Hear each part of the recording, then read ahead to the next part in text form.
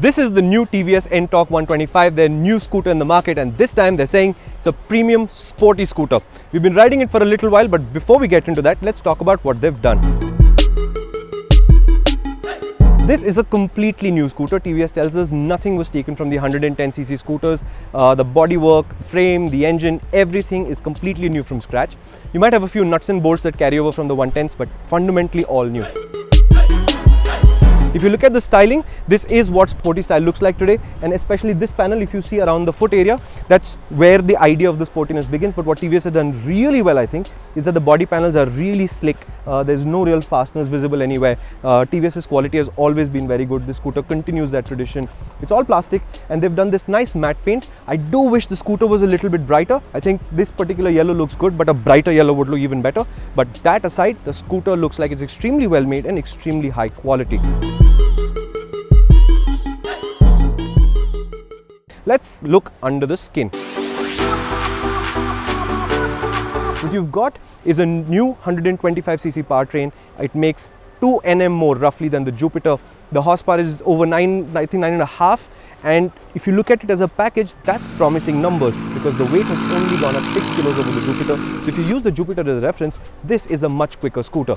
I do have a performance reference for you. When you enter the corner here at the TVS test track in Hosur at their plant, on the Scooty Zest, which is their lightest 110, I was entering this turn at about 85-86 kilometers an hour. On that thing, 91.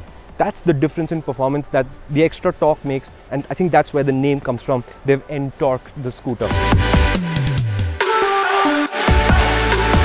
Elegant explanation? No. Accurate? I think so. The other side of it is that TVS has not really taken the step to making it a hardcore sporty scooter, so it's not a big challenge for the average customer to understand.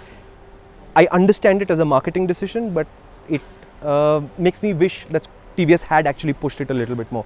What I mean by that is, if you look at the suspension, you've got telescopic forks and you've got a monoshock at the back, and they're tuned not to be too supple or soft, but they're just halfway between sportiness and comfort, tending a little bit more towards comfort than I would like.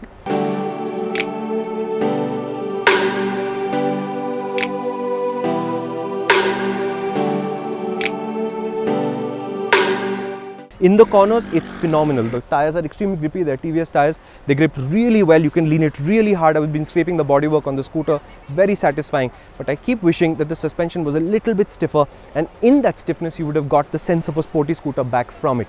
The flip side, the ride quality should be actually quite good for a sporty scooter, and it will be stiffer than the average scooter, but not even close to as stiff as, for example, the Aprilia SR 150. That's the package they've made. But TVS are not done, because what they've also done is given us an instrument cluster that talks to the phone. You sync it by Bluetooth, currently only on Android. There is a Play Store app that you can download, and it's got all the basic features in it. You've got navigation assist. It tells you how much fuel you've got. It'll put on the screen the location you're in, just in case you're out on the highway, you see a nice place and you're trying to figure out where you are. Little features that really add up. The screen doesn't really look very fancy. The graphics are kept neat and simple, so it should be easy to read, but the feature set is complete.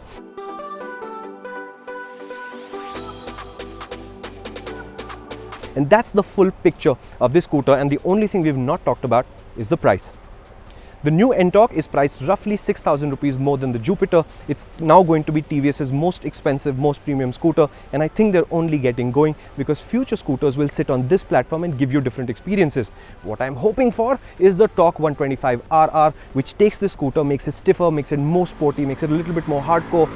It will be a little bit more expensive. It's already got disc brakes, maybe that can have ABS or something, but it appeals to an even more evolved class of rider who really want something sporty from their machine. But overall,